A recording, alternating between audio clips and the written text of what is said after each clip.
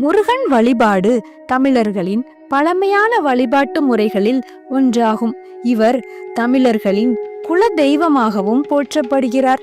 முருகன் வழிபாடு இயற்கை வழிபாட்டுடன் நெருங்கிய தொடர்புடையது. குறிஞ்சி நிலத்தின் கடவுளான இவர் மலைகள், ஆறுகள் போன்ற இயற்கை அம்சங்களுடன் இணைக்கப்பட்டுள்ளார். முருகன் யுத்தத்தின் தெய்வமாகவும் போற்றப்படுகிறார். தீய சக்திகளை வீழ்த்தி நன்மையை நிலைநாட்டியவர் என்பதால் இவர் வீரர்களால் வணங்கப்படுகிறார். விநாயகர் சதுர்த்தியின் பரவலான கொண்டாட்டங்கள் மூலம் முருகன் போன்ற தென்னிந்திய தெய்வங்களும் உலகளாவிய அளவில் அறியப்பட்டவர்களாக ஆனார்கள். உலகமயமாக்கல் மற்றும் கலாச்சார பரிமாற்றத்தின் காரணமாக பல்வேறு நாடுகளில் வாழும் மக்கள் இந்திய கலாச்சாரத்தையும் அதன் தெய்வங்களையும் பற்றி அறிந்து கொள்ளும் வாய்ப்பும் கிடைத்தது. அழகு மற்றும் இளமையின் அடையாளமாக முருகன் கருதப்படுவதால் இளைஞர்களால் அதிகம் வணங்கப்படுகிறார். முருகனை வணங்குவோருக்கு இக பர சுக பாக்கியங்கள் கிடைக்கும் என்பது நம்பிக்கை.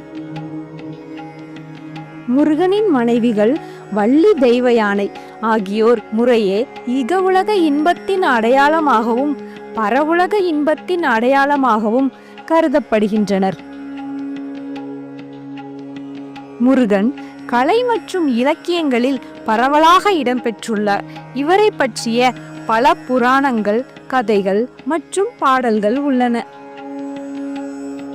முருகன் வழிபாடு தனிநபரின் ஆன்மீக நம்பிக்கையுடன் தொடர்புடையது.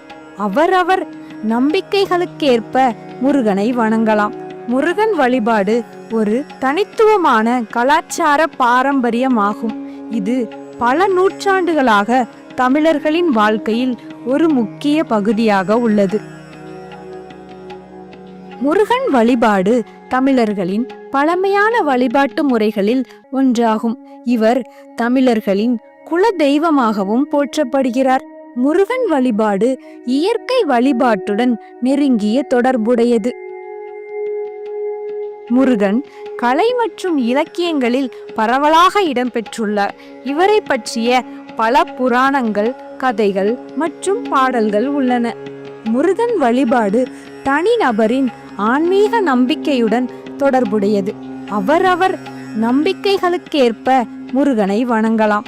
முருகன் வழிபாடு ஒரு தனித்துவமான கலாச்சார பாரம்பரியமாகும். இது பல நூற்றாண்டுகளாக தமிழர்களின் வாழ்க்கையில் ஒரு முக்கிய பகுதியாக உள்ளது. நண்பர்களே, இந்த பதிவு உங்களுக்கு பிடித்திருந்தால் எங்கள் சேனலுக்கு சப்ஸ்கிரைப் செய்யவும், லைக் செய்யவும் மறக்காதீர்கள். நன்றி.